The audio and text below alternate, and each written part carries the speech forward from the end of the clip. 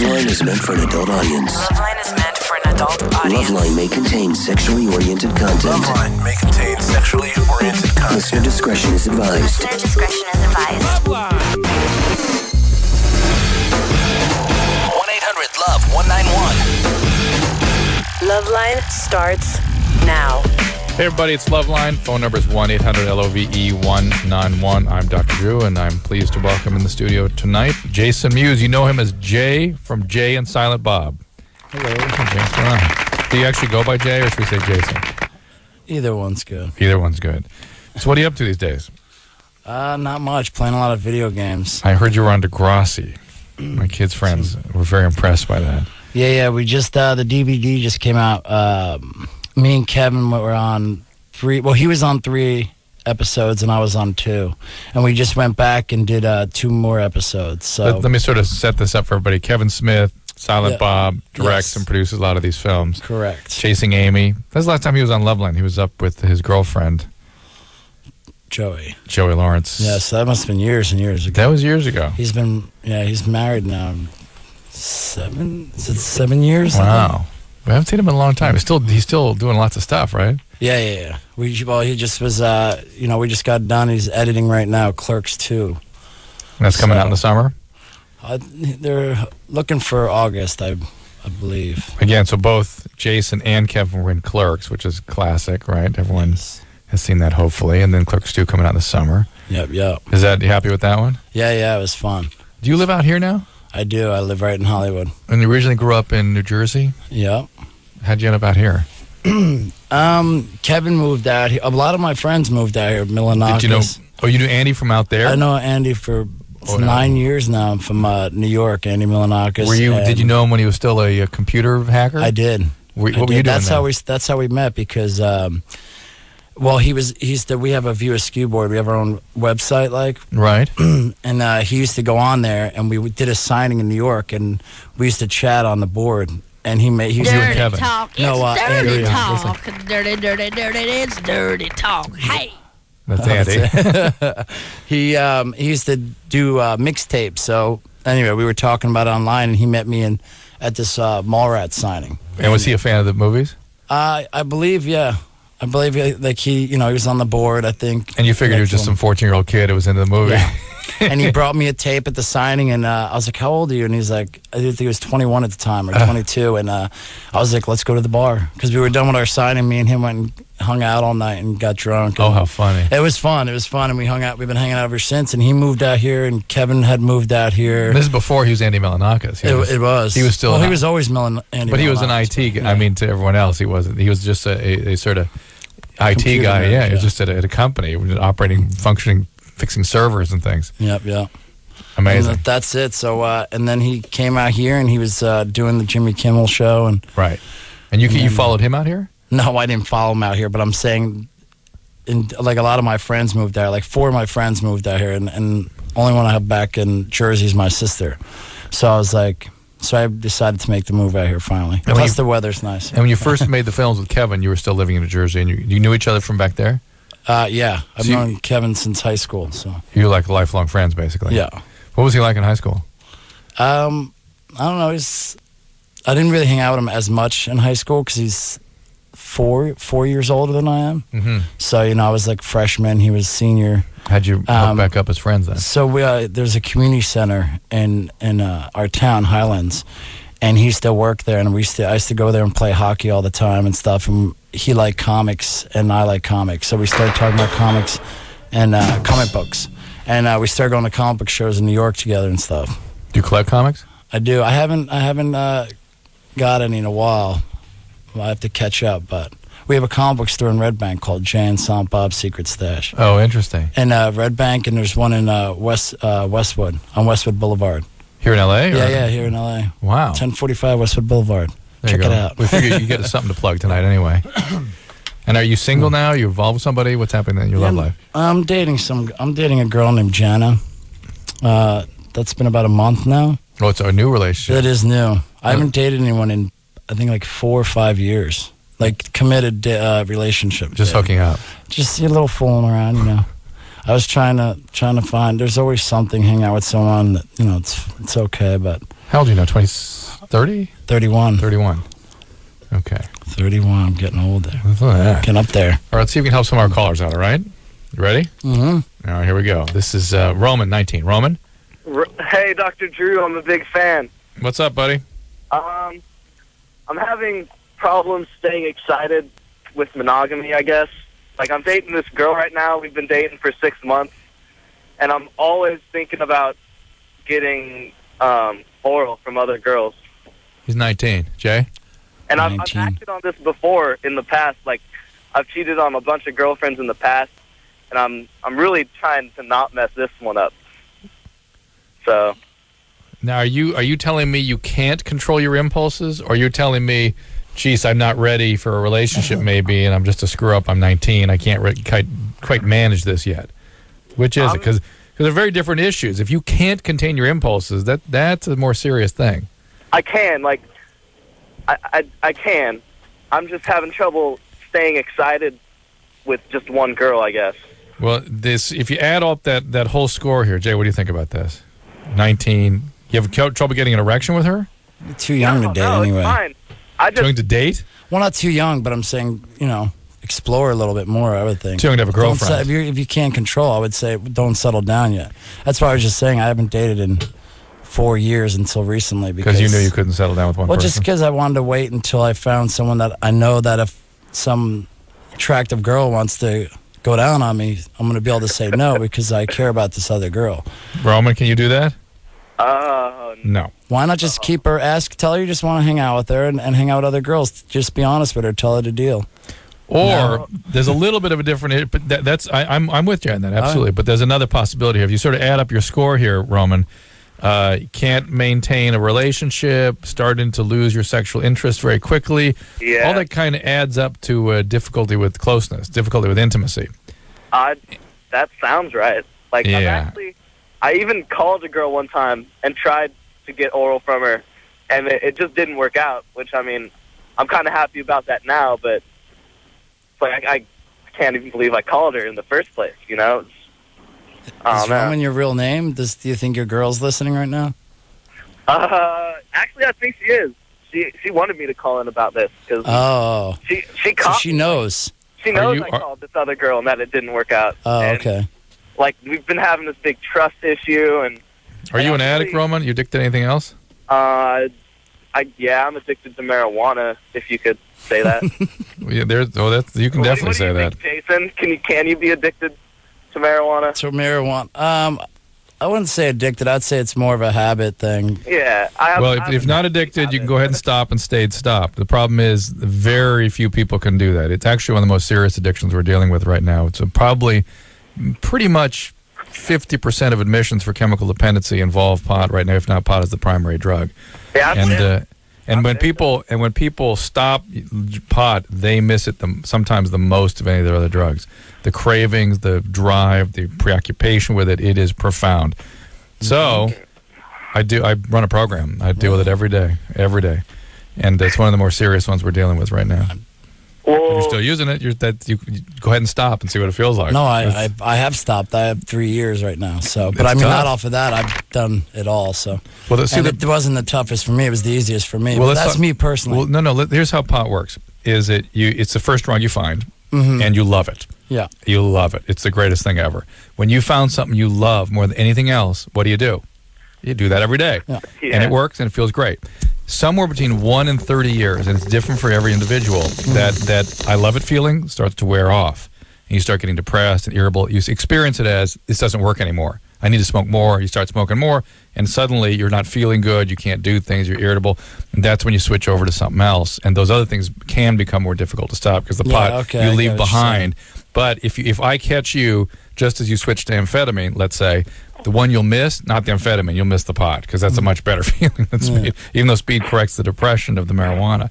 Really? And so, but if you go on to opiates and you get strung out on opiates for 3 years, that's the one because it affects the same part of the brain as the pot. It's anterior cingulate, and so the Vicodin and the OxyContin, the heroin, whatever, that becomes a much more powerful drive at that point. But most people graduate to speed, and they don't miss the speed; they miss the pot. That's sort of how that goes. So, Roman, you're in the beginning of all these issues. Was your dad an alcoholic or something, or your mom? No, neither of them. My grandpa had an addiction to cigarettes. No, that doesn't count. Well, maybe you're not marijuana addicted. Maybe you're just compulsed, and maybe you're going to put this all down, and it's going to be part of your sort of adolescent enthusiasm and exuberance. But I'm really concerned about how you're containing how you're managing relationships. It suggests trouble in the future. And if your girlfriend's listening, Roman's girlfriend, be prepared to jump ship. He can either tolerate closeness or he can't, and whether he's ready for it or because he's got a long-term problem, either case, it's not good for you. Emily, 17. Can we get high? Hi, Dr. Drew. Emily. Oh my God, I'm so in love with you, and I can't believe I love it. And I'm working on a group project right now, and people don't believe me. Wait, hold on a second. Did you hear that? I don't quite know what was said, but Sorry, I had to turn speakerphone off. Okay, so I'm really hoping you can answer this question because no one will tell me why. okay, So- slow down. Okay.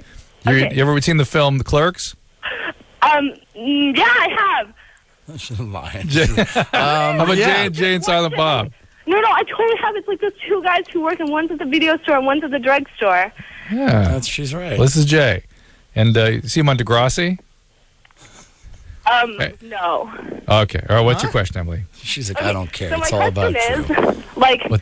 okay, so yesterday I came into my friend's room, and he just gotten out of the shower, and he had one red foot, and it was like when it's really steamy and your skin kind of turns red.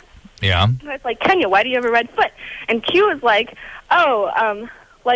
doesn't it happen to you? And I was like, no. And he's like, oh, I guess it only happens to guys. And then Yoshi walked in the room, and they're like, Yoshi, don't you get a red foot? He's like, yeah, it's my left foot. And they're like, oh, I guess it's because you're left-handed. And I was like, okay. And it was really weird. And then I asked another friend, and I was like, why do boys get red feet? And he's really explicit, so he would tell me. And he's like, oh, I'm not going to tell you. It's kind of personal. And I harassed him for a long time, and he wouldn't tell me. And then I asked another guy online without telling him that I was me and pretending that I was one of his friends. And I was like, why do you guys get one? Shut up! What? Hey, Emily, you're in college now? Yeah, I am. So at 17? Yeah. Kind of young, huh? Yeah. What happened? You skipped some grades, or? My mommy and daddy let me go to first grade when I was still in kindergarten because I knew how to read. Oh, very nice. And evidently, you're up in Stanford now? Yeah. Outstanding. Thank Well, you. Oh my God. I'm so excited. My best friend and I have been listening to you since we were 13. Well, listen to this conversation, Emily, right now. Jay, Okay. ever had a red foot? I never had a red No, foot. me neither, Emily. So it seems like your buddies there in the dorm were sort of ganging up on the youngin'. No, I don't think so because I asked a bunch of random guys and they didn't know either. Or no, not that they didn't know. Sorry, I can't think because I'm really nervous. But I asked some other random guys and they started laughing and they were like, I'm not telling you what it is. They're really good friends who don't talk to each other either. Or good friends with me. That I don't think talk people to are the other ganging guys. up on you. I really do. I don't know what I'm trying to figure out what the two red feet were that you actually There's only saw. One. It's Well, all right. one. And wait, so if I find out, because my friend said that if you didn't tell me, that he would tell me. So if I find out, can I call back and let you know? Why don't you put us on hold, and I'll come back to you in about 10 minutes, and you find out what they're up to, okay? Okay, sounds good. All right. Oh, my goodness. This is Rachel, 17. Oh, okay. Hi. My thing is, okay, I work with a bunch of guys that are a lot older than me. I'm I'm only 17. And this one guy, he's really, really hot. I'm not kidding. And we flirt a lot, and he's married. You must work in a restaurant. No, I work at a car dealership. Oh, so much the better. Yeah. Oh, boy. Yeah. So it's a salesman that you're flirting with? No, he's a detailer, actually. A detailer. He's so hot the way he details those cars. It's awesome. All right, so Okay. he's So- married. Yeah, he's married. What the F are you doing, Rachel? What's the deal? I don't know. He started it. Oh, okay. Well, that makes it okay then. Yeah. No. All right. Well, what am I thinking? Anyways, he's 25, and he's married. And I don't know. We got to talking one night, and we just, I don't know, it just kind of got out of hand. And then he called me on the company phone, and he pretty much just openly offered to have sex with me. Shocking. Can you imagine that? A young 25-year-old asking an 18-year-old to have sex with them? That is shocking. Well, Jay, what should she do? me? No, we're asking Jay. Are you asking if you should have sex with this guy? Well, I don't know. What about when you're married one day? Would you want your husband to have sex with someone else? Well, no. Is your fantasy that he's going to leave his wife and run off with you? No, not at all. Good. But my thing is Karma. It's bad karma if you sleep with them. You get married one day, it'll happen to you. That's what I believe. I think that's a reasonable. That's a reasonable way to approach this, Rachel. No, you know. She's like, no, that ain't the answer I wanted. Well, I wanted you to tell me to have great sex with them. Does he have kids? no. Thank God. Thank Christ. Well, I'm not like meaning it to be like bad or anything, but I know you don't mean it to be, but it will be for somebody. I know. But I'm like, I don't There's know. plenty of other guys out there who aren't married. Sure, hotter than him. I You don't don't know. Well, then why go with someone that's married? I don't It's know. naughty. You're naughty. Does no one ever show you any interest other than this guy? I don't. Well, I haven't had a lot. I mean, I've had one guy, but Do you like the fact that this guy's unavailable? no, I don't like that at all. I like the fact that he's hot.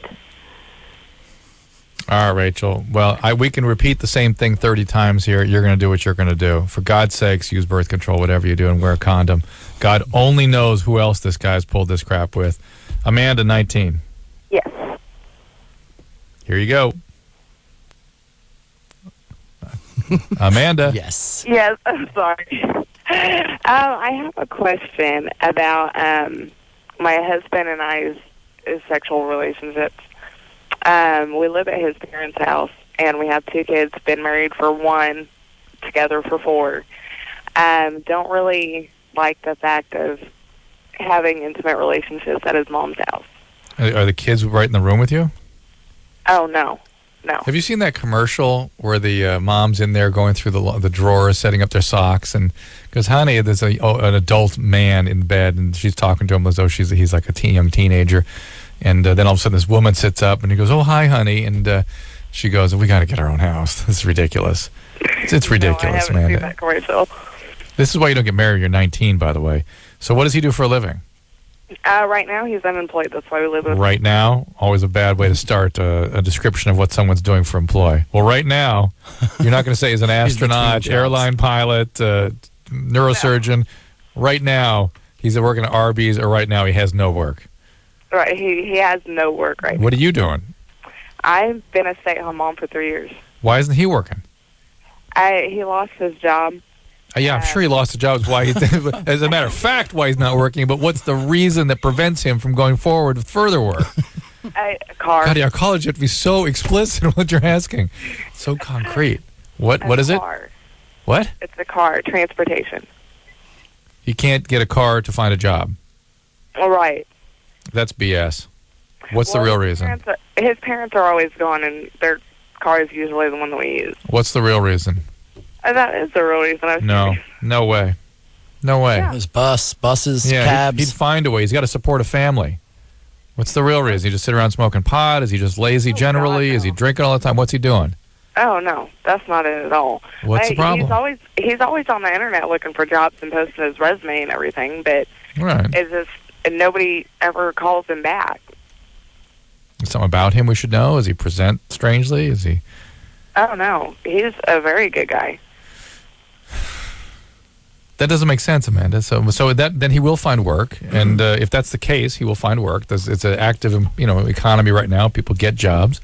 He'll find work. He'll carpool with his buddies. He'll go to work, and you guys get an apartment, move out. That's got to be the goal. In the meantime, you got to kind of suck it up. But he can't sort of wallow. He can't just meander through all this. He has to be very, very concerted in his effort to get out of there. And if he's not, then there's something wrong. There's something wrong. It's not that he's not finding work. There's something wrong with him and his ability to create action, or he's lazy, or he's got something wrong with him emotionally. I don't know what it is, but he needs to find a job. You agree? Oh, I agree. I mean, if you think about it, if you're in wherever they are, and you're stuck with your parents and kids and your wife, I mean, you'd become a day laborer, right? Yeah, you have to work Starbucks or something. You do something, right? You do anything. You get out, you find a way to do something. And the fact that he doesn't do that, I mean, is he spoiled? I mean, everything's too good for him. Probably looking at porn on the internet. He's telling his wife that, he's looking for a job, but he's not. He's downloading porn on the chat rooms. No? Chat rooms. But where do you live at? Do you live in do you live in Hollywood? No, we live in Independence, Missouri. This shows all over the country. So, not everyone lives in Hollywood. Never mind. I know it shocks you. But so much the better. I mean, I'm sure there's lots of opportunities in little towns. Mm-hmm. You can network. Is it possible he's just goofing around on the internet? I hope not. Oh, you don't know? You don't watch? Well, no, I do watch. I'm usually right by him because the computer's in the living room. So maybe why don't you maybe have him stay? Not that you should, but maybe he could stay home. You can get a job, no? Well, he's not putting any hustle in his game. What's the matter? I could. It's just I like being home with my kids. Good. That's great, and it's noble. And you stay with your parents then. You stay with your in-laws. Fantastic. So why don't you get no play, playa? There you go. All right. Let's talk. Let's go back to Emily at Stanford and see if she's found out what the red feet are about. Emily? Emily? Oh, yeah. Emily! Emily. My friend is on the phone. They're trying to make him tell me right now. So can you come back to another 5 minutes? Okay, we'll call you. Hold on. We'll put you on hold 5 more minutes. The friend's on the phone. Going to tell her about the red feet. Emily will believe just about anything, I'm afraid to say. All right, Jay and Silent Bob is the movie. And, yes. And the Clerks and Clerks 2 coming out in the summer. We got Jay here. Those of you that watch Degrassi have seen him on that as well. Chasing Kevin, Chasing Amy, An Evening with Kevin Smith, done all kinds of stuff with Kevin Smith, of course. You were in Scream 3 as well? Yeah, Kevin and I had a quick scene, one scene in it. That's fun. All right, well, listen, we've got your calls lined up here. Call us at 1-800-LOVE-191, and Dr. Drew and Jay will be right back. Yep, LoveLine will be back. Glad to hear it. LoveLine will be right back.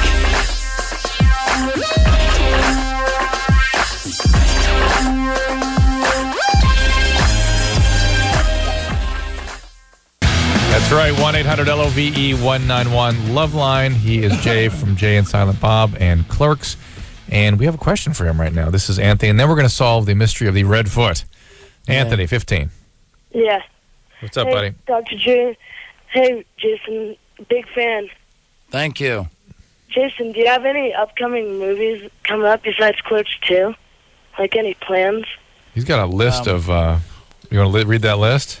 I won't read them all, but there's some, I did some independent, so I mean, I'm not sure what's going to happen, but I did like a movie called Bottoms Up, and Jack's Law. I don't know, I've done a few, but we'll see what happens. Do I have anything that I'm planning on shooting after? Not right now. We just got done about a week and a half, 2 weeks ago with Clerks 2, and now I'm just sitting around playing video games and nothing exciting. Yeah, good times. Yeah, it is for good sure. time, You Anthony. sound high, dude. No, I'm not. No. All right, anything else, Anthony?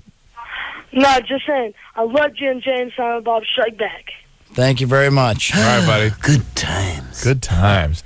Here's Andy, 21, going to help us solve the red foot problem. We had to call Emily from Stanford who saw somebody coming out of a shower with a red foot, and all the boys ganged up on her and said, oh, yeah, that's something guys get, and we can't tell you what it is. So, Andy, what do you think it is?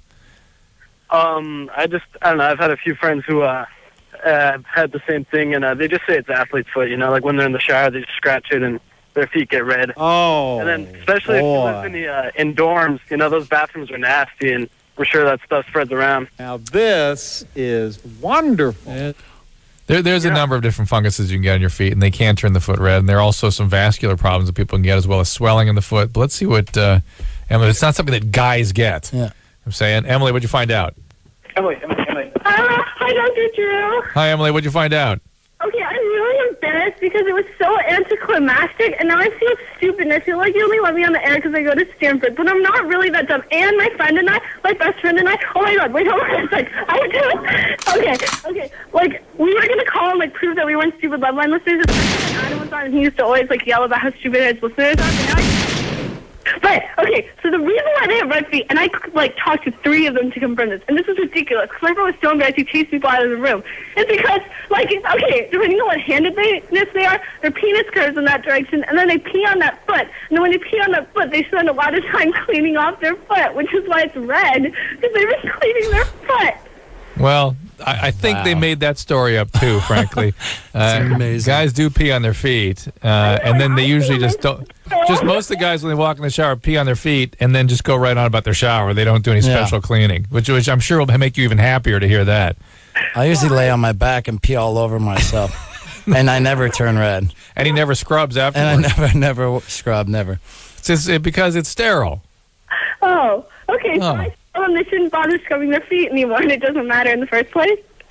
It's all something. It's called golden shower. They're still kind of screwing with you, Emily. Tuition at Stanford just dropped by like 50%. Oh no, we really are smart. I know you have to be there. There's no doubt in my mind you're smart, but book smart and other kinds of smart sometimes don't always add up to the same thing. Just saying. Jay, what do you think? Red foot? Yes. Actually, Emily, to really sort it out, honest to God, I'd have to kind of examine it. And that sounds weird, but I'd have to examine the red foot to know what we're talking about here. And people don't really know how to describe or look at dermatologic issues. So here we go. Let's see. How about I pee on my foot right now and you check it out? Then you have to scrub it afterwards, though. See, I will. D, what's up? Okay, first and foremost, Jay, my friends and I are huge cult fans of yours, and you're the sexiest thing ever. Nice. Thank you. Why should it be cult? It's mainstream. Yeah. Well, I know, but every Thursday we get together and love on you and watch your movies. So every Thursday. That's nice. Thursday. Well done. Nice. Yep. But the problem is that I kind of messed with one of my friends. Male or female? I messed with a male friend, but it was her. It was a guy she was dating. Uh-oh. So that's what that's a sacred rule you've broken, right? Yes, it is. And I've been like sick with guilt and wanting to die and everything. And now we're dating. And dating the same guy? I'm dating the guy, and I don't know how to tell my friend. Oh, D. Yeah, and it's been a problem now because I haven't been able to get together with my Thursday Silent Bob night. Because she's one of the friends in that group. Yes, she is. So, Jay, you were intimately involved in this mess. Yeah. Give her some advice. It's like you're speaking to her right through the television, the video screen they're watching. I have no advice for that. Well, let's think about it. She sort of messed up and then kept going. So wait, is he dating the other girl too, or no? No, I'm dating the girl's boyfriend. Yeah, but are they still dating? No, he stopped talking to her. So they stopped talking for other reasons, and behind her back, you're dating him now. Or did he stop? They were dating, and then I started to sleep with him, and then you stole her boyfriend. Yeah. Does she have any idea this happened? No. Is she trying to talk to you about her broken heart because this guy suddenly left her? Yes. Oh, that's got to be weird. Yes. And I've been with her when she's tried to call him. Oh, so first question is, why would you date a guy that did that to your friend? Don't you think he'll do this to you? I'm a twisted bitch. Yeah, that's been a... Don't you have a couple other cute friends, I'm sure? I bet he's going to pass you all along. He'll go. He'll move along. Do you need to know, remember these words, what Jay is alluding to here is that you want to know how your relationship's going to end with this guy? Just look at how his last one ended. That's exactly how yours is going to end. That's a side issue that I've been having with him, too, like my trust issues. But he's been good. And yeah, well, for the time being, he will be. And then he's going to move on and do something like this to you. Yeah, by the way, she thinks he's good, too. Yeah. So when were you messing around with him? Where was she? Would he tell her he would tell her that he's going out with the boys and stuff? No, he wouldn't talk to her because he's very, He just wouldn't answer the phone? He's very secretive and stuff. Secretive. Cowardly, I'd call it. Yeah. Secretive. It's amazing. That's like the worst, I think. Yeah, D. He's a good guy. Oh yeah, great guy. This is again how little women know about men. This is a bad guy. It's like saying, except for the fact that he abuses little boys or that he's a murderer. Great guy. You'd love him. You'd love hanging out with him. Now, D, here's the deal. You've lost this friend.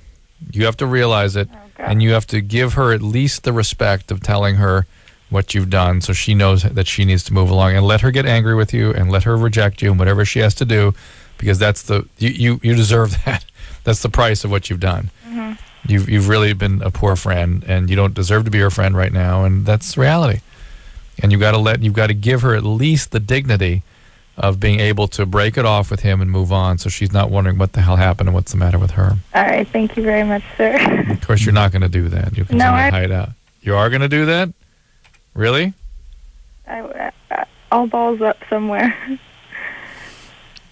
Yeah, you don't want him to do it either. You need to do it. Oh, yeah, this is mano a mano, girl-to-girl stuff, okay? Yeah, next Thursday, or this Thursday. Over your films.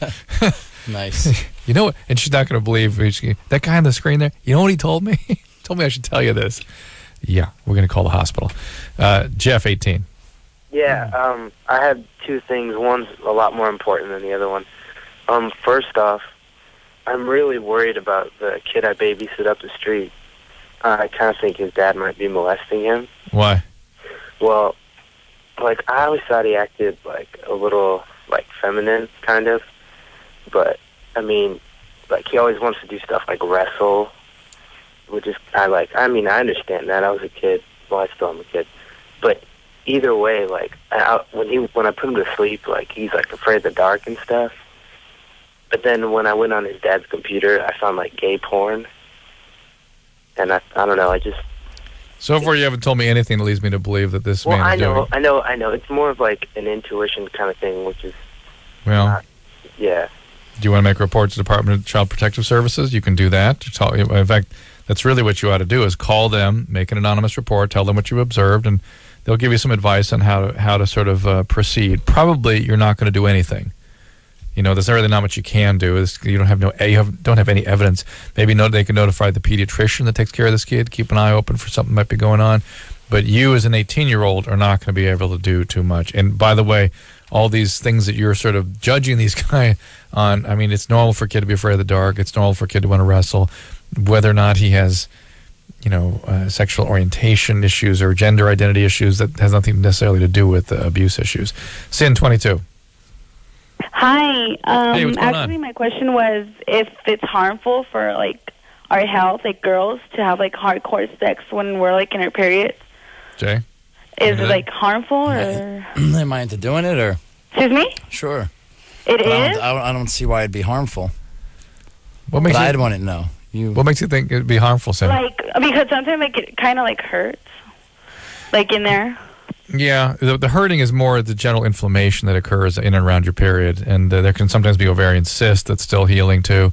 So they obviously you want to avoid things that hurt just because that's your body telling you should, but it's not as though there's some specific medical problem you're going to get into, except that if you have sex with a guy without a condom who has like a sexually transmitted disease like chlamydia or gonorrhea, it can develop into PID, and other bacteria too can predispose to that. So you can get tubal infections in and around your period. So there's some added risk, but it's not because of the hardcore quality of the sex. Okay, so is it better to wear condom when you're actually... Yeah, all things being equal, it is. It's better to wear a condom anyway, all the time. Okay, sure. But it's not, again, it's not the activity that's the problem. It's the introduction of bacteria. Okay. Okay? Okay. Thank Cool. you, Dr. Drew. All right, my dear. Bye-bye. Bye-bye. Pete, 20. Hi, I wanted to know if I heard vitamin E will straighten your penis out. Jay, got any curve? Yeah. Do you Not dress really. to one side or the other? Like straight up. What? Probably at like a 45-degree angle there. I mean a curve, like a banana curve? Yeah. That's kind of normal. Normal? 45 degrees. That would be a little bit extreme, though, I guess. Does he pee on his foot? What's that? Yeah, do you get a red foot? No red foot. No red feet. That sounds normal, Pete. I really the vitamin E thing is for something called Peyronie's disease, where a plaque forms on one side or the other, or on the bottom. Typically, it kind of pulls it over to that side. Can you feel anything in the top surface? Any kind of scar or plaque? I feel like there's like almost like a tendon shorter or something. No, I don't, that all seems like normal. But 800 units of vitamin E for a couple months couldn't hurt anything. You can see if it works. These sort of more what are called acquired versions of Peyronie do sometimes respond to that. Okay, here you go, Jay. Another one for you. This is Sharon, 16. Hi, Dr. Drew. How was the one that called with the James dude from Ghost Whisperer and whatever? Okay. Remember me. And I was basically wondering, why is it whenever I'm in class sometimes, why is it I have these odd, immediate bursts of sexual urges, and I don't even feel like I'm horny or whatever you want to say. We're having trouble following you, Sharon. It's like sometimes during my morning classes and my after lunch classes, I have these urges to have sexual relations with someone or to masturbate, and it's like really weird because Because yeah. Because it doesn't suddenly build to that. It sort of washes over you, or what is it that's weird? It's like it bursts up out of nowhere like usually it's right in the middle while I'm doing an essay or writing or whatever, and it's like it really is a problem, isn't it? It's not fair. What was God thinking? And I got a question. Yeah. Who was that mocked me? I don't know. Copied me when I said yeah. Oh, it's Jay. Jay from. Oh yeah, that was me. Oh. Jay and Silent Bob. Clerks 2. Cool. And a Paris Hilton film too, right? Yeah. What was that like? It's good. Was that before she was as present as she is now all over everything? Present? What do you mean? I mean, she's just everywhere now. She's like this huge sort of. Yeah, it was. symbol. We did that. How long ago was that? Maybe about 10 months ago, I think. She was still, was she an interesting person? Yeah, it wasn't too long. No, yes, I've known her for a few years now, but. How do you guys know each other? Through Kim Stewart. That's how I know Jack too. Huh? I don't know. Huh? Jack Osborne. Yeah, we know. Remember earlier we were talking about Jack. the Jack was supposed to be on the show tonight, and tell us the story real quick. About him calling up. Yeah. He called me up saying that I still don't understand. He just was like, I have to leave town, or I forgot, and I was like, all right. So he said that he didn't want to just leave. Leave us hanging. He gave us somebody good. So. That's good. Jack always comes through. He's a responsible guy. He did. He called and called. And then my phone died, and he was like, then he started texting me on my sidekick. He's like, where'd you go, dude? What's going on? You're trying to get away. All right, Jason Mewes is here from Jay and Silent Bob. Clerks. Phone number is 1-800-LOVE-191. Give us a call. We'll be right back.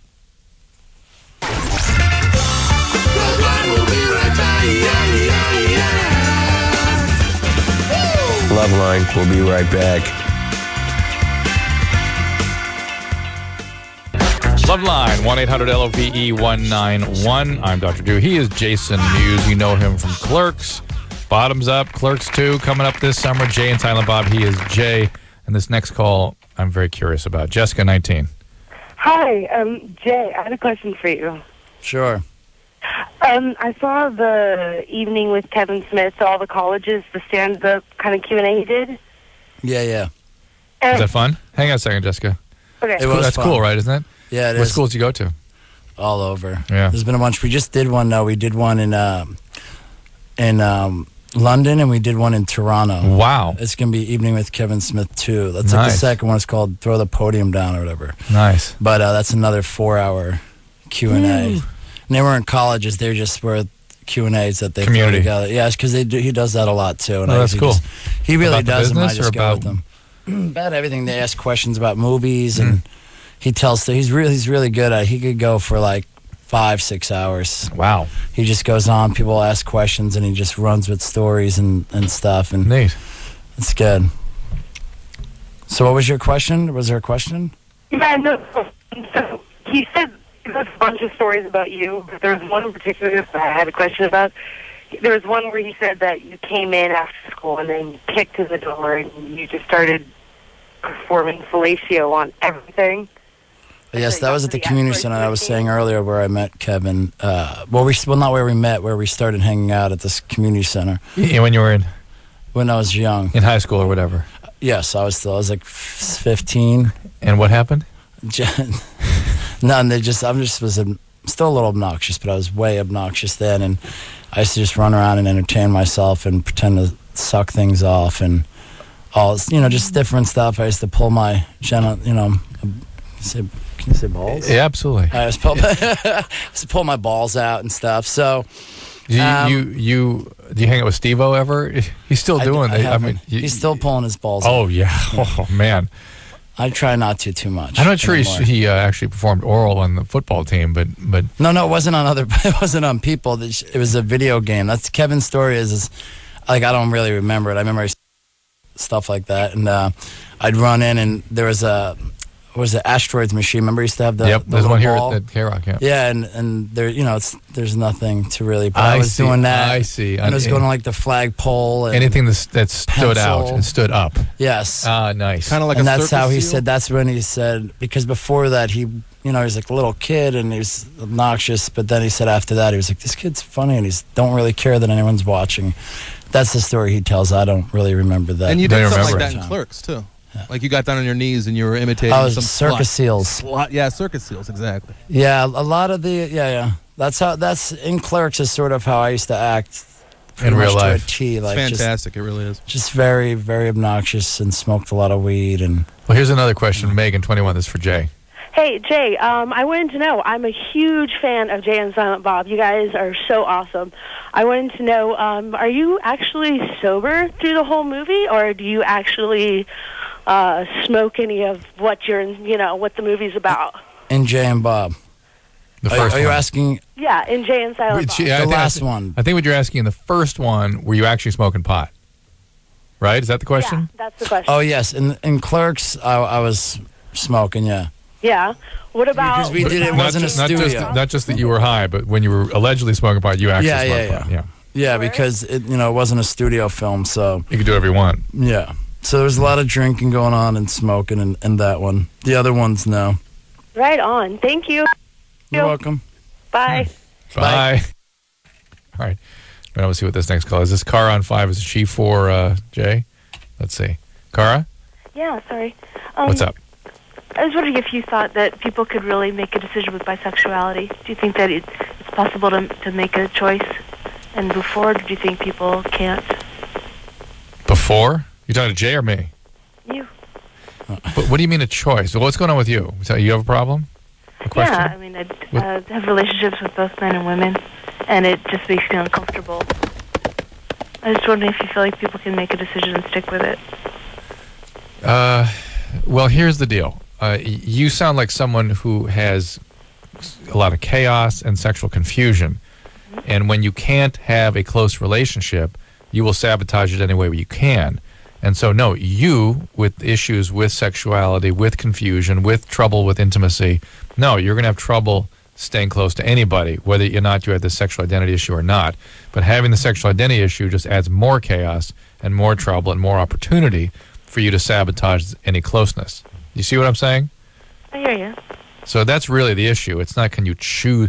When it comes to one's emotional lives, when it's how we conduct ourselves in relationships, it's not a cognitive process. It's not like a choice. We're responding to deep feelings and drives. That's what puts us in those relationships. And we can't tolerate that, can't tolerate the closeness. Those drives push us in another direction. It's not like, no, I've chosen now to be this way. I'm going to be just with women from now on. That's crap. You try to convince yourself of all kinds of things, but your thinking doesn't really substantially change the motivations and the drives that make it so difficult for you to stay in a relationship. Would you agree? Sure. If you disagree, please go right ahead. No, I agree, I guess. Because think about it. It's not, do you think when you go in a relationship, for instance, let's say, you may choose to participate in, let's say, in recovery or something, and that helps you then change your emotional life so that you can then be close to people.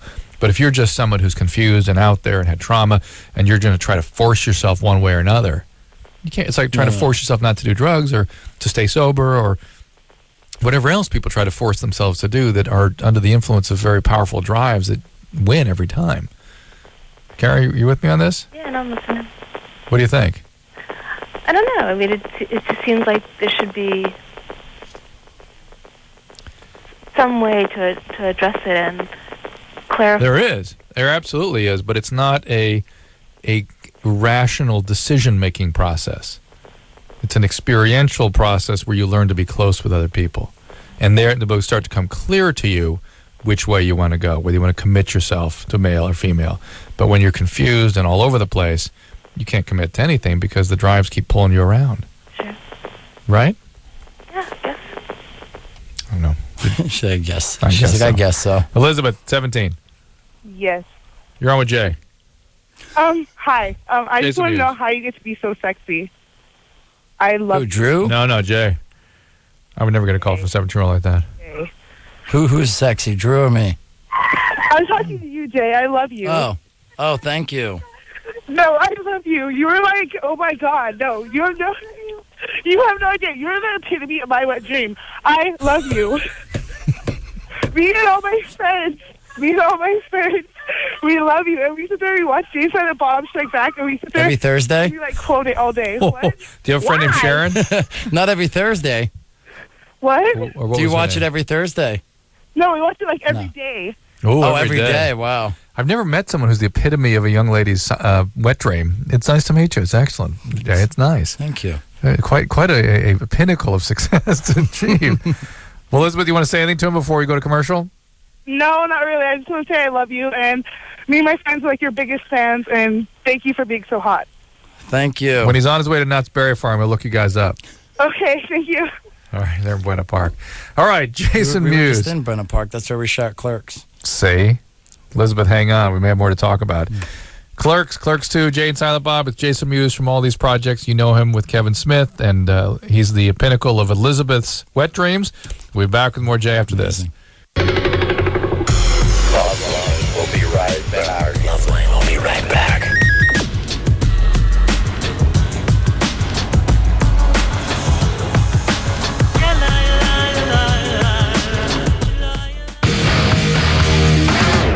That's right. It's LoveLine.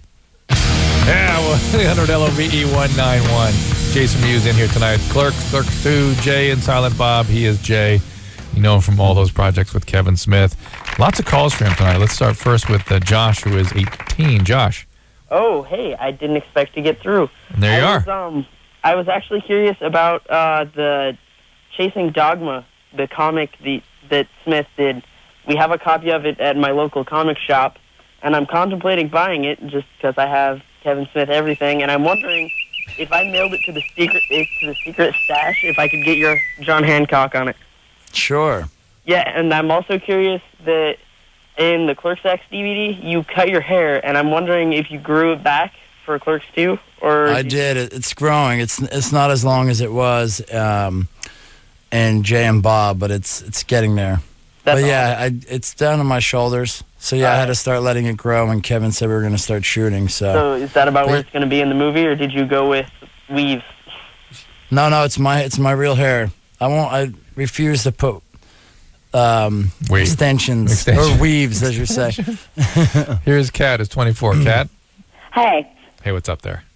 I am just curious to know. I can get off from sex, no problem, but I've never gotten off from oral sex, and I'm just wondering, is that something that some girls can never get off from, or is it something that I'm doing wrong?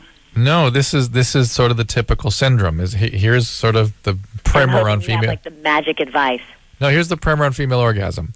About 60% of women can only have orgasm with oral sex. Okay. They will not have orgasm with intercourse. They're genetically set up that way. There's another 40% that will have sex in intercourse. Excuse me, will have orgasm with intercourse. About half of them, most of the time, and sometimes with oral sex. About 10% of those, about 10% overall, 20% of the 50% group, will have multiple orgasms with intercourse and will find oral sex uncomfortable. So basically, the more orgasmic you are with intercourse, the more difficult it is to tolerate oral sex. Does that sound like you? Yeah. What? Why? I didn't hear that word. Really? She sort of went. Yeah, sorry, Drew, I couldn't talk to you because I had to cut the filthy whore's mouth. But yeah, she said F. Can I talk to her again real quick? Yeah, if we have. Tell me when. Come on. Yeah, go ahead. I'm reset. All right, Kat. Oh, sorry. No F-bombs or S-bombs, please. Okay. So what's a better orgasm? I mean, it's just different. Women have a huge genetic range in terms of how they're set up, in terms of their sexual functioning. And most of them are in the range where orgasm isn't caused by intercourse. It's caused by some sort of direct stimulation like oral sex. And some of the lucky ones have multiple orgasms repeatedly with intercourse only. okay. Is that you? You have multiple, or just sort of prone? You have sequential? Just sex, not oral. Do you have multiple, though? No. So you're one that just has one with sex only? Yeah, I mean, like 30 minutes later, I can have another one, right? Right. Okay, so again, the more orgasmic with sex, the less orgasmic with oral, and vice versa. Okay. Got it? So there's That's normal. So I'm That's how you're set up. There's a study out of Australia that showed pretty clearly that it's a genetic issue, and you can't mechanically or by any other means move yourself from one category to the other. Now, recognize that there are a good number of women, maybe 20 or 30%, they're sort of in the middle there, that could go one way or the other depending on who they're with. An actual physical test, you think? That they did? Yeah. They did a bunch of research. There's been a lot of this research lately on just a bunch of girls and one dude just went to town. No, I'm sure it wasn't one guy. It was more, I think, probably self-reporting in terms of what they could and couldn't do, what they've experienced across the range of lifetime experiences. Ivan, 17. Hey, what's up, doctors? Hey, Jay. Hello. Yeah, my question's like, well, I actually need advice. Like, when I was 15, I was, like, raped. And, like, right now I'm 17, and I have my girlfriend, but I don't really know how to tell her. And, like, who raped you? Some random guy off the street. He held you at gunpoint or something? What happened? What? What happened? He hold you at gunpoint or something?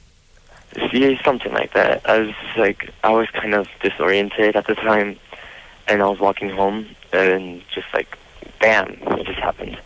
Wait a minute. I already reported it and everything. It was like 2 years ago. That doesn't make any sense at all. No? Why were you disoriented? Huh? Why were you disoriented? You're sounding disoriented now. Why were you disoriented then? I came back from a party, and I was like a little out of it. You were intoxicated. Yeah.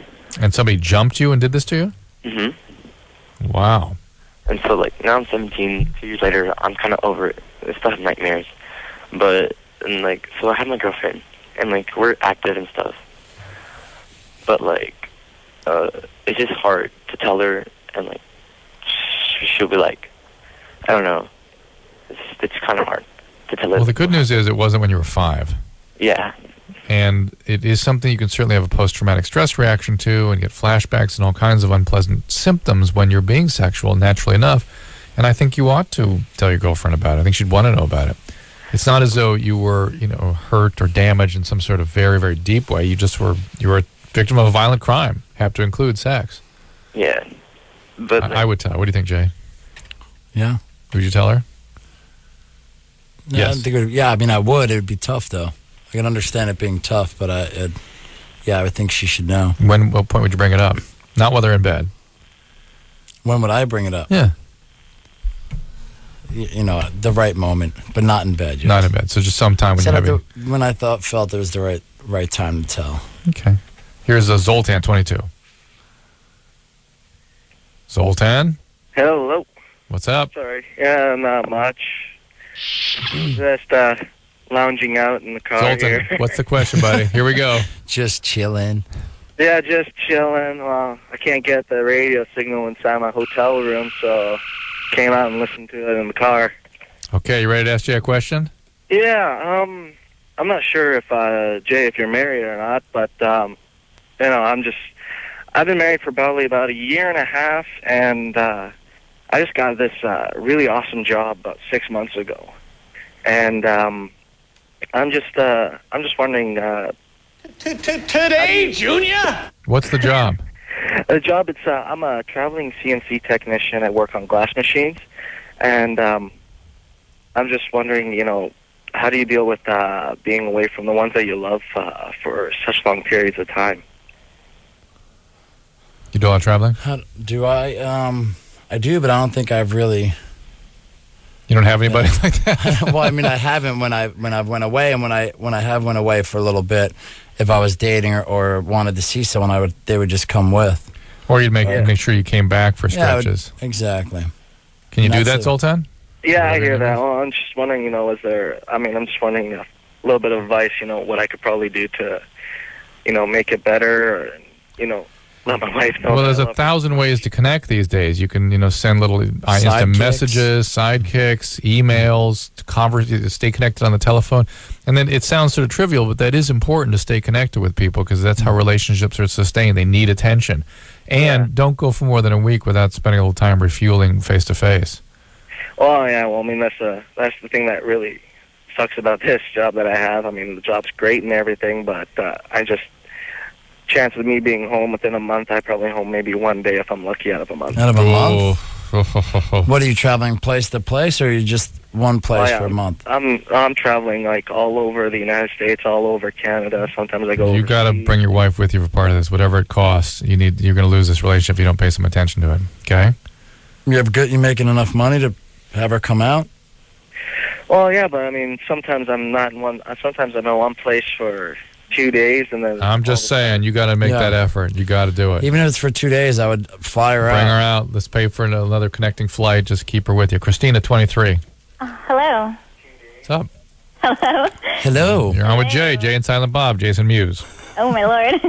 Well, my question is, every time me and my boyfriend are having sex, and so towards the end, it's like he's got this big thing of pretty much turning me over and wanting to give me anal, but I'm just like too scared, and I don't know if this is something you guys just love doing or what. Jay, it's for you. I'm not. I'm not into that. No. I'm not into anal at all, really. I cannot understand that whole thing. That is just a bizarre impulse people have. Is he just into that position, or is he actually trying to persuade you to have anal sex? He's trying to persuade me to, but I'm just too scared. Well, every time you're saying? You're saying every time towards the end he wants to put in a duty hole? Yeah. That just don't seem right to me. Ever see American Me? Is it American Me? I have. You have seen that? Do you remember when dude gets out of jail and he goes home to his wife? And what happens? Yeah, he turns her over. He turns her over and he just is used to being. He was in prison for whatever amount of years. And, wow. So I don't know. Crazy. Maybe something like that. I don't know. Hope not, though. How long have you been with this guy? For 3 years. Yee. And each time he's done this to you? You know what? Towards the second year and now going on the third, it's been going about that way, and I don't know. I just like, let's do something else. But does he sort of like that position? Is my question. You know what? We've gotten down to that position, but he's putting it elsewhere. Right, and that's what he likes? Yeah, he likes it, but he just wants to try anal, and I'm turn your radio off. Yeah, turn your radio off. Here's the deal. Christina, why do you put up with this? You don't want to do this. You don't have to. You're in control. Cut it out, or you're cutting the whole thing off. It's very simple. Or make a deal with him. Tell him if he brings you to Hustler store, you get a strap on and let him do it to him. If he lets you do it to him, then you'll let him do it to you. Well, you know what? I've mentioned that to him, and he's very, no, we can't do that, and I don't know. Exactly. Christina, don't get into this giggly, oh, no, not that. Hey, make it serious. No, cut it out, or you're not having any sex. Very simple. Believe me, he'll drop it then, okay? Okay. Alrighty. I wonder if that was bogus. All right, this is another call for Jay. Jimmy, 30, what's up? Jimmy? Don't think he's there. This is Javier, 18. Hello. I remember a couple of weeks back, you, Dr. Drew, you brought up that when you were like in your late teens, early 20s, you'd get these really bad panic attacks.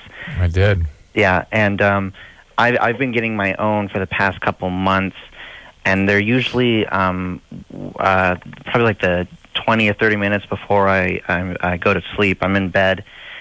And what will trigger them is I'll just think about it's not even like a sexual thing with a girl. It's almost as if it's something that's pre-foreplay, something that can get you aroused and excited, just like her flicking her hair back or... All right, and what's the question? This is what triggers the panic attack, and it's about like 20, 30 seconds. I don't even know if it is a panic attack, but I just get into this state where... I don't know, it seems like there's like 1,000 birds in my head or something like that. I just get so flustered. And have you been with a girl? Huh? Have you ever been with a girl? Yes, I have. And did you have those reactions when you're actually with a person? Yeah, sort of, but it wasn't as inflamed as it is when I'm by myself. All right, what's your question? Are these common? Yes, panic attacks are common, particularly in that 18 to 22-year-old window. That's when they start to come on. If you want to have more often than not, there's sort of two major ways these are treated. One is sort of behaviorally, where you learn to look at panic as a behavior and sort of learn how to manage it and sort of like a phobia or anything else, you work your way out of it. Sometimes EMDR, if you have a trauma history, is helpful. There's an eye movement sort of technique they use. And then medications are extremely effective for this now, so you might avail yourself of that. Mason, 29. Hey, Jay. What's up, man? You're the bomb, diggity, brother. Thank you very much. When you come to Frisco, bro, we'll smoke heavy. Frisco? Yeah, and I'm I not thought nobody gay. from San Francisco said Frisco. I'm not from Frisco. Yeah, there you go. Nobody says Frisco if they're from San Francisco. I'm from Reno. That sounds more like it. So how are you going to meet? How are you going to meet Jay in San Francisco? What's up? Are you so high that you don't know where you are right now? Oh, no, I know where I'm at. Okay. How's he going to meet you in San Francisco if you're in Reno? No, I'm from Reno, in Frisco. I see. But, and at the same token, Dr. Drew, Yep. I like what you do. Well, I appreciate that, Mason. You know, you and Adam started something off quite a while ago, and I paid attention a little bit, but that was in my heavy weed smoking days when you guys started, and just recently I've been here, and you guys do good, man. Well, thank you, Jason. Appreciate the call. This is Sharina, 21. Hello? Hi, Sharina. What's up? Hey, okay, I have a problem. Okay, I'm with a man, and I love him to pieces, but when I get off myself, I picture women. And I've tried by women yourself or with him? by myself. I can't get off with him because I'm too busy picturing women. Okay. And I'm trying to see if this is healthy. I mean, I've been with women before when I was younger. Ooh. Yeah. But, you know, I realized that I'm not physically attracted to them. It's just like a visual attraction, like a visual bisexuality type thing. Do you see what I mean? I like looking at women, but I don't like touching them. Because if I want to touch something they have, I'll just touch myself. So that was not a good experience when you'd been with women? No, it wasn't. Something was missing, obviously, in that. What was that like? What happened? Oh, God. With the women? Yeah. Oh, just messy. Oh. And I prefer penetration. And it's like when I get off myself, I picture women all the time. I cannot picture How old was this girl that you experimented with? I was 15 and they were 39, 13? 28. What? You were 13? I was 15 and they were 15. 39 and 28. So they were criminals. This was sexual abuse. I was working at an adult store illegally. All right, so these are criminals. You were abused as a kid, and when you get sort of worked over by an adult during your sort of developmental stages, that can skew your orientation quite a bit. Mm-hmm. It can create a coupled association between the high arousal you experience, even though you didn't like it, and just sexuality in general. So this is really kind of a bad situation for you. What were you doing in an adult bookstore at 15?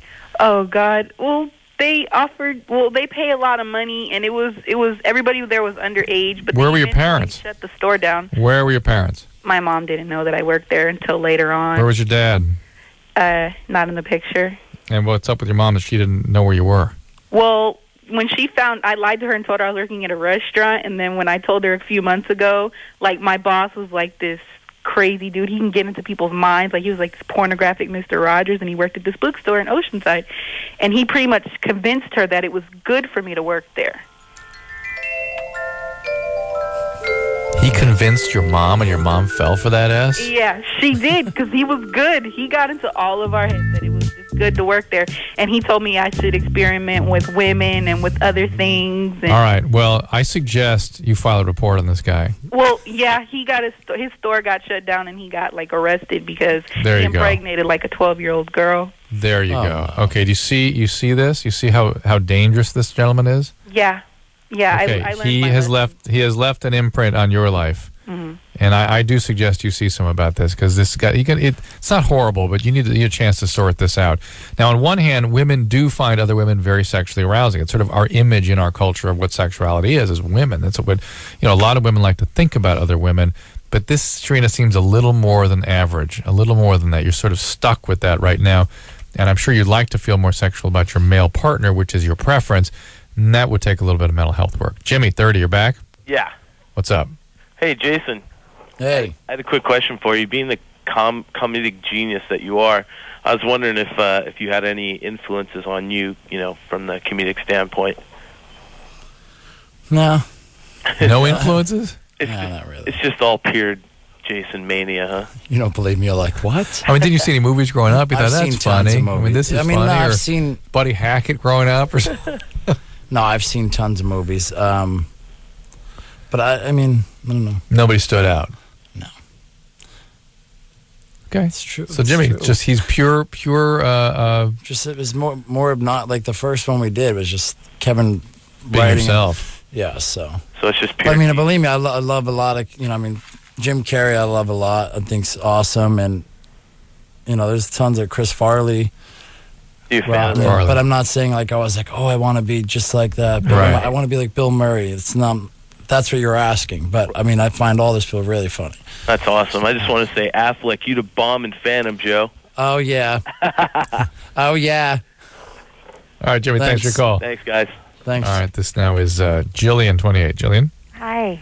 Hey, what's up? And it's funny, the last one before was about pornography because mine... Yes, it was. I thought that was kind of interesting. What's the deal? Well, mine is... I just have been noticing lately, and maybe I'm just behind here, but it seems like pornography has changed a lot with the verbiage they're using, like on the internet in the past couple years, and I've also noticed just culturally, men are just... I don't know, it just seems in general that women are kind of being viewed as...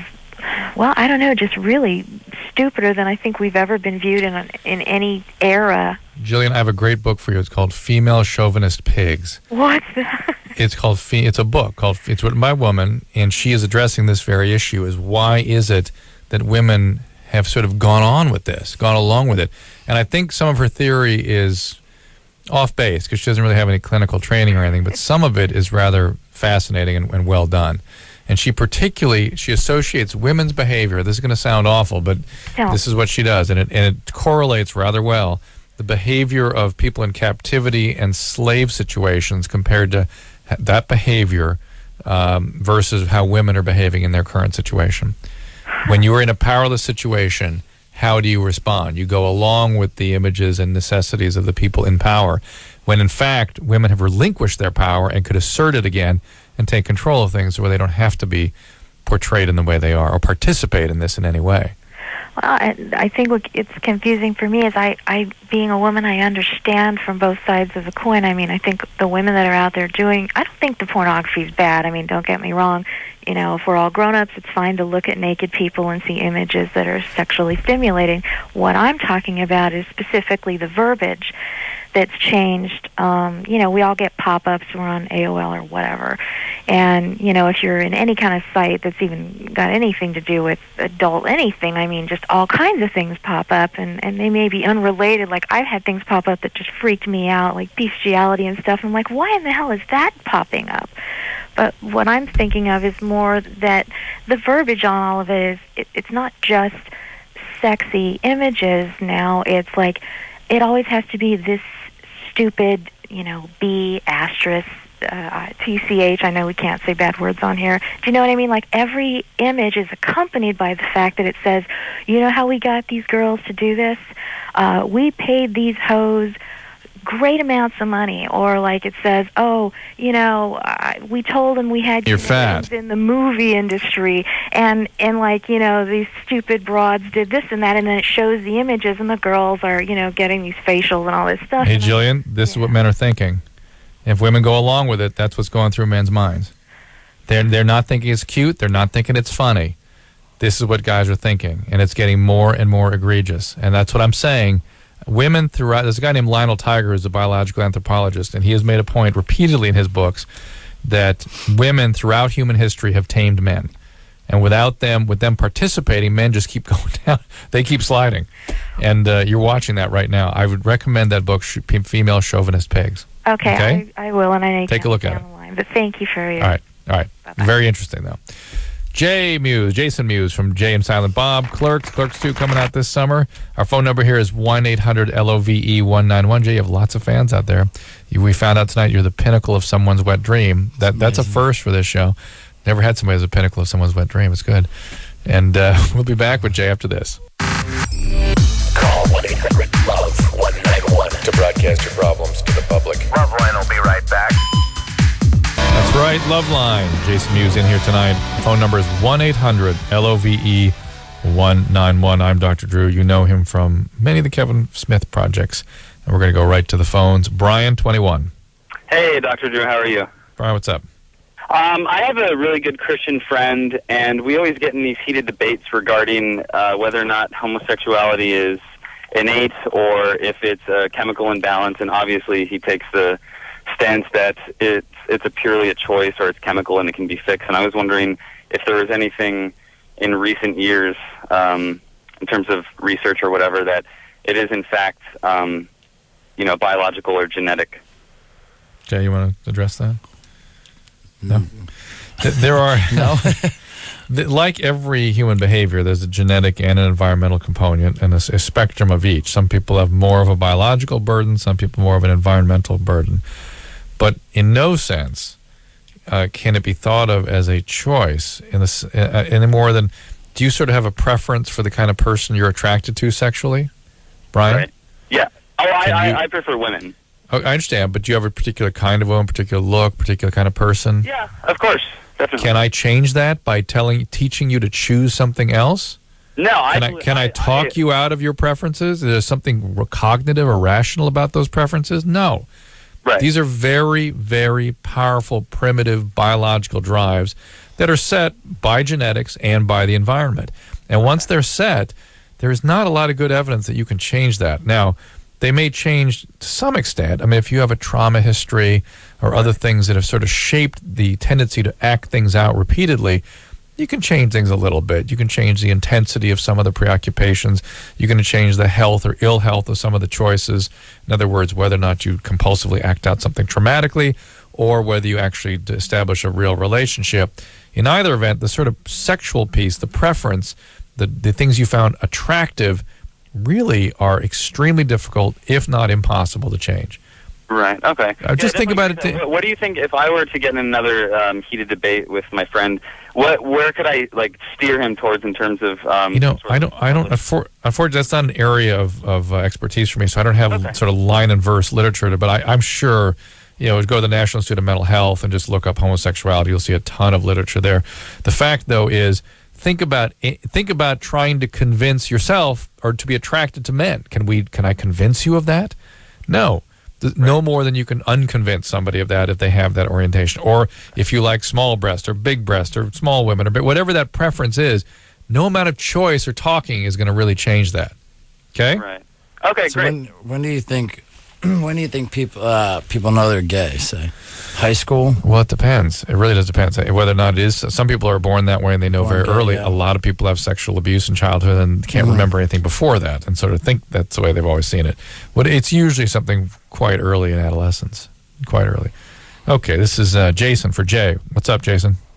Snooch to the booch, homies. Snooch to the nooch. Yeah.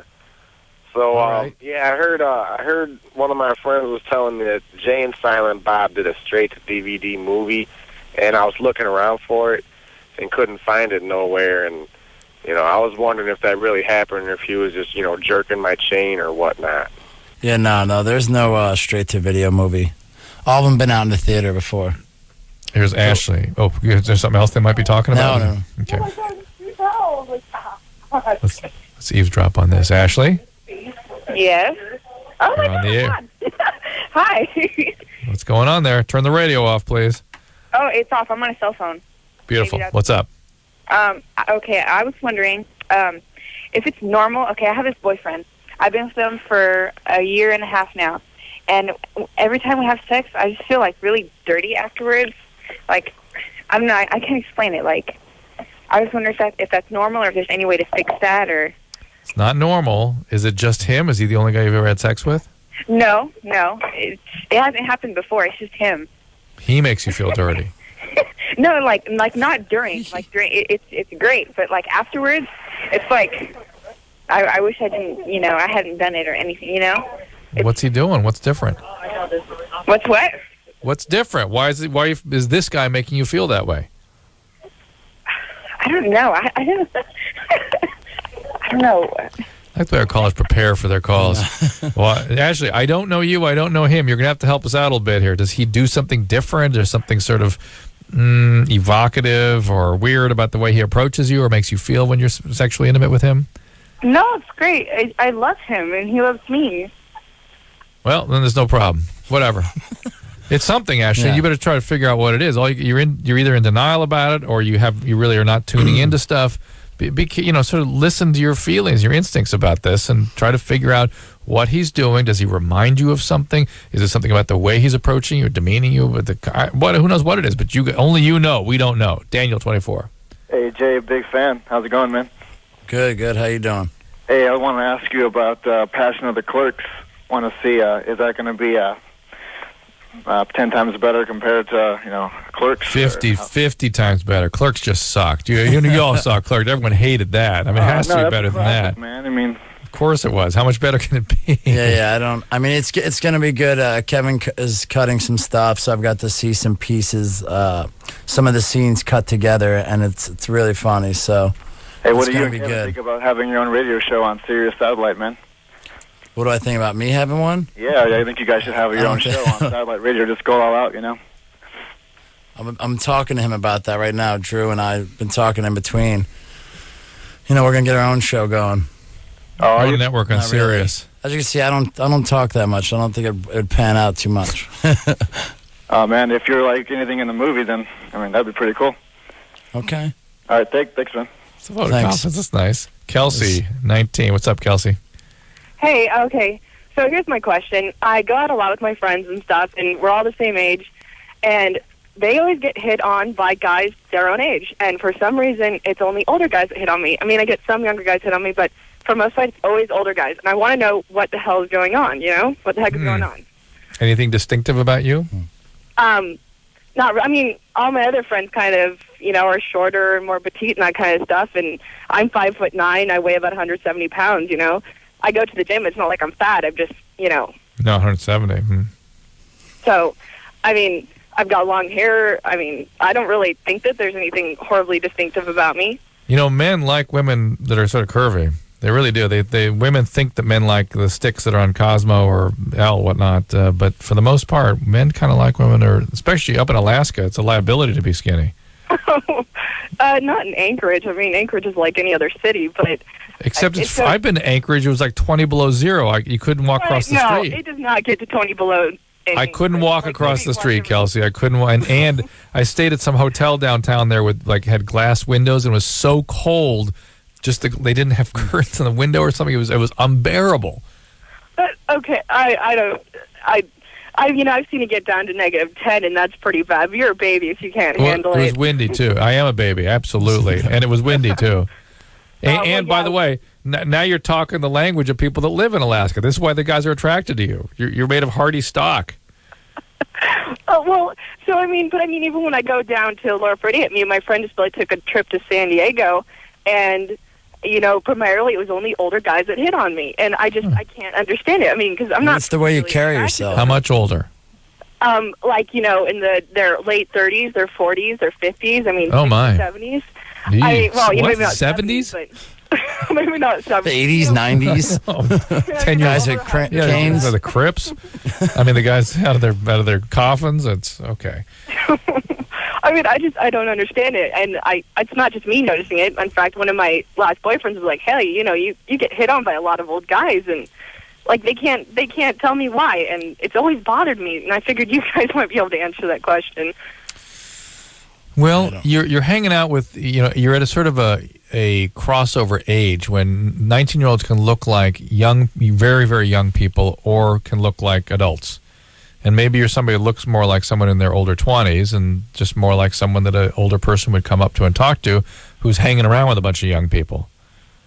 It's weird. Older men will not come along and be with people that remind them of children, a healthy older person. But if somebody's an adult, late 20s, 30s, guys will think that's fair enough.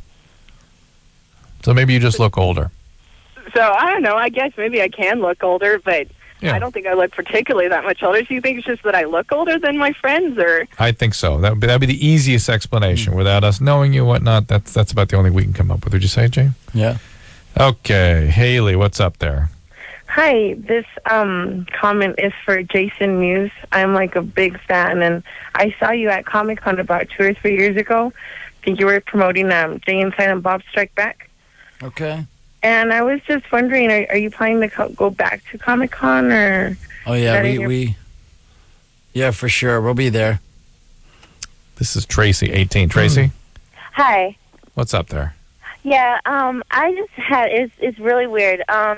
Me and my boyfriend, when we have sex, like, he likes to make animal noises, and I wasn't too sure, like, if it was an impulse thing or what it was. It's like, it really freaks me out. What kind of noises? Like dog noises, Monkeys? horse noises, like every animal noise you can think of. Like, it's amazing. Your boyfriend? Yeah, my boyfriend does. Is there any Like, particular sort of positions? Like, any position, it doesn't, it's like, usually, like, from the back, and he, like, wants me to, like, touch his, like, outer layer of his butt, and it's like, I don't know, he makes jokes with his friends all the time, like, I'm having a rim party, do you want to come? And I'm not too sure if he's gay or what it is. Give us an example. I'm trying to get my head around these animal noises. Like what? Give us an example. Help us out here. Like dog noises, like he barks and stuff. Like, and, let's hear it. What does he sound like? I really gotta bark. Because I can't imagine what you're talking about. Like, I don't know, like Woof woof. yeah, like things like that, and like he, like any noise, like bird noise, like he chirps and things like that. You have, Andres, you've got to give us an example, please. Just like, I don't know if he just like chirp, like, I don't know, he just makes different noises. Does he have Tourette's or something? Or what are we talking about? No, he's normal. I mean, but it's just I don't understand. Doesn't sound like, normal. Is he goofing around? oh, he's like he's like serious when he does it. Like you know how like you're regular having sex and like you'll moan and stuff like that. Like he's serious like about the noises. You're not going to give us an example. Well, like my finger's over the hold button. Huh? I'm about to hang up on you, so you got a couple seconds here to get around to it. You gonna tell us? Like that. Like what? Like. So it's just a grunting. Yeah. Oh, there he is. So it's a bogus call. It's kind of like that. So it's bogus, right, Tracy? Is he there right now with you, putting you up to this? No, I mean, like he told me, like I asked him if I can call about it because like I was kind of worried about it. And what did he say? He doesn't really say anything about it. He's like it's nothing. Like I guess he thinks it's normal. But is he there in the room with you right now? Can we talk to him? Let's talk to him. Give him the phone. Okay.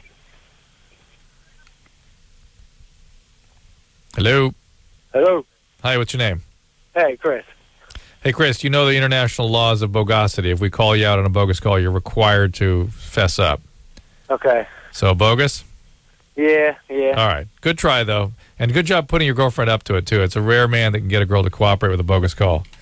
All right. All right. Good luck now. Wow. There we go. All right. This now is Sabrina, 34. Hey, how y'all doing? I like We're good. Funny. Good. Okay, I'm practicing celibacy because, you know, in this day of AIDS and HIV and everything, it's just a wonderful thing to do. So I just wanted to know. You didn't. And? Don't put those little things on. This is serious. Yeah, I'm listening to you. Go ahead. The benefits of it, also to encourage other people that it's okay, and also how did you get started, Dr. Drew? Because I like sex. It's not like I'm against it or anything, but obviously those are my reasons. And how did you get started? And for a female that's interested in getting into like sex education and talking to people about it, what kind of steps do you suggest somebody take? Get a MD first, and then get a specialization in an area of interest. Adolescent medicine, if you're interested in that. Psychiatry, if you're interested in that. Addiction medicine. But you first need to get an MD and understand what is clinically important in terms of people's behavior and the medical issues that pertain to all this. In terms of how I got started, I just a complete accident. I was in medical school and somebody asked me to help out on something. I thought I was doing community service back when the AIDS epidemic was just getting started, and terms like safe sex hasn't been invented yet. Discussions about celibacy weren't being had yet, and I did it for 10 years for free. Thought I was doing community service, And it sort of developed into this whole thing. And celibacy definitely is a great option, and certainly something that should be encouraged. Unfortunately, a lot of young people are not doing that, and we're sort of, if you ever wonder why it's a good idea, listen to the show for a few minutes, and you'll hear a lot of the consequences that occur because of not making that choice. Yeah, right. Okay. Thank you. All right, bye-bye. All right, Jason Mewes here from Jay and Silent Bob. You crack up every time I list all your... You know, I hate that drop, and it offends me, so I can just imagine how other people feel about it. Jay and Silent Bob, Clerks 2 coming out this summer. Jason Mewes in here answering your questions. If you want to talk to him, it's 1-800-LOVE-191, and we'll be right back. Gefühl pur.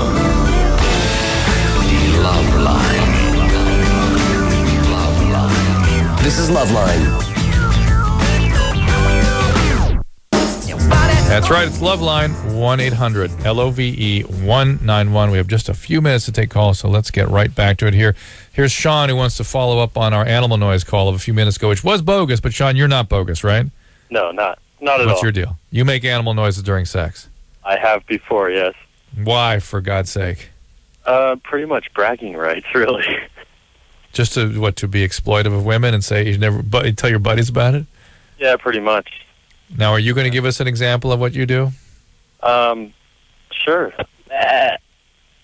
So it's sheep, yeah, goats, sheep, good. Or, anything else? That's pretty much it. Sheep Look is at my how the favorite noise gives you bragging rights. Because you tell Yeah, your friends you were making noises? Yeah, we actually would have contests to see who can make the most bizarre noises. We had a call. Jillian, about 15 minutes ago, was curious about why men are so exploitative to women. And here we go. This is how men work. They're a beautiful thing. Don't these women ever turn around and want to sock you? No, not really. It was mostly a joke, you know. She was in on it. Really? You asked her about it? How'd you feel if I made animal noises while we're having sex? Yeah. She said, yeah, go ahead. Mr. Ed? Sorry? Sean, we're proud of you. We're very proud of you. This is Max, 18. Hi, Jay. Hi, Drew. Hey, Max. This question basically pertains to the readdressal of, like, the Harry Met Sally idea. Can men and women actually be friends? I mean, Harry would say no, that sex always gets in the way. So I'm wondering, isn't it healthier to try and basically admit the sexual attraction and move on, integrating that? You're gay. Thank you very much, Drop. Or is that just asking for trouble? What do you think, Jay? I think you can be friends with... I have a lot of female friends, but a lot of them I did wind up having sex with. Or still stay friends. Well, and that's not the question. The question is, do you think... All right, there's some. That's I meant Harry. Is sex always involved, or sexual attractions always involved in a male-female relationship, particularly in young men and women? Exactly. So you're saying... Is it? Is the yes. question. I would agree with you. I think it's yes. I think it's always there. I think friendships occur in young... We are not saying, none of the three of us, I think you'd agree with us, Max, on this, we're not saying that men and women can't be great friends. Oh. They can be. But what starts the friendship off, in almost every situation I've seen, somebody's attracted to somebody and the other person doesn't respond. And they kind of settle for friendship. Now, women, generally, in my experience, are very flexible with that. They go, okay, I'll be your friend. They're fine. And they kind of settle into friendship. Men can tend to harbor all kinds of plans. They've got a war room built. They've got ancillary plans. They've got dossiers. They're waiting for that girl to break up with her boyfriend. How often do I hear about women saying, I can't, my friend Max, he's great. He's been around for years. Thank you. Hang on, buddy. And when I broke up with Stu, one thing led to another, and there we were having sex. Okay, wait, Max been planning that for 3 years. Yeah. I mean, come on. So your good friend that you end up having sex with, believe me, and by the way, it's one of the differences between men and women. Women, if a man has just broken up with a woman, she doesn't want him, I don't want him, no, forget it. But a man, it really behaves like sort of a lion in the bush, watching a herd of antelope go by, and the one on the end with the broken leg. That's the one they're going for. And that's the way they work when the woman breaks up with the boyfriend. Would you agree, Max? I would definitely agree. And just as like a final closing question, I mean, is it a good idea to basically admit that attraction in a friendship and to move on? Or I mean, that would kind of eliminate the whole predatory thing. I think it might feel it's okay to bring it up, but you keep bringing it up, it's going to feel a little intrusive, and I think women are going to push back and feel kind of grossed out about the friendship at a certain point. You need to contain all that and go ahead and be a friend. Not keep because your motivation to keep bringing it up is maybe we'll become friends with benefits, maybe we'll incorporate it into this relationship. Come on. She wants to be your friend. She doesn't want to have sex with you. Otherwise, she'd be your boyfriend. She'd be your girlfriend, and she'd be having sex with you. That's that. This now is Christy, 26. Hello. Hey, what's happening? You're on with Jay. Hey, Jason Mewes. Is this Dr. Drew? Yes, ma'am. Okay, I was calling because I've noticed that it's not all the time, but every now and then, and I haven't really kept track of exactly what's going on at the time, but sometimes when I have sex, I have, like, pain in my, kind of across from my hip bone. And, like, last night, it was on my left side across from my hip bone, and every time he'd go in, it was like he was hitting something or, like... He is hitting something. He hits your cervix and flips your uterus up and down. That kind of is painful. And if you have ovarian cyst or endometriosis or any tubal or uterine infections, it can be quite painful. So... Okay, because I went to the hospital not too long ago for right-sided pain. They thought it was my appendix, and it turned out they couldn't find anything wrong. And so I'm wondering why I'm having so much pain in that area. Why are you going to the hospital? Why don't you see a gynecologist to have a proper workup? Well, I thought, well, that's kind of what I'm trying to figure out. Do I need to go see somebody, or is this Yes, like you need to see a normal Yes, you need to see a gynecologist. Okay. Could be a cyst, could be endometriosis, could be uterine infection, could be tubal infection, could be a lot of different things. Could be nothing. Could be a retroflex uterus or a flipped uterus. Okay. Okay. All right. I thought maybe it was an ovary thing. Do I have time for one more question? It could be an ovarian cyst. That's correct. What's your other question? Is it okay? My husband and I are very touchy-feely, lovey-dovey, and we have 2 kids, 4 and 6. Is it okay to be like that in front of them, or is that going to make them... No, I mean, it's good to be. It's great to be physically intimate with somebody in front of your kids. That's you're the model for their relationships in the future and for their sense of intimacy. To be overtly sexual, though, is a little weird for them. So maintain proper boundaries. Jason Mewes is in here with me. It's LoveLine, and we'll be right back. If you need help, call LoveLine 1-800-LOVE-191. Hey everybody, that about does it for LoveLine tonight. Jason Mewes, thank you for coming in here. Thank you. Keep an eye out for Clerks 2 this summer. Wide release? Yeah. That should be cool. And listen, tomorrow night we've got Mike Shinoda from Lincoln Park and Fort Minor. Is that a new band he's got going? We'll hear about that tomorrow night when he shows up. So until that time, this is Dr. Drew on behalf of Jason Mewes saying good night and stay well. I have these urges to have sexual relations with someone or to masturbate, and it's like really weird because, because yeah. And I got a question. Yeah. Who was that mocked me? This has been LoveLine. The opinions expressed on this show are not necessarily those of the staff, management, sponsors, or this station. The producer for LoveLine is Annie Golden. LoveLine is a presentation of Westwood One Entertainment.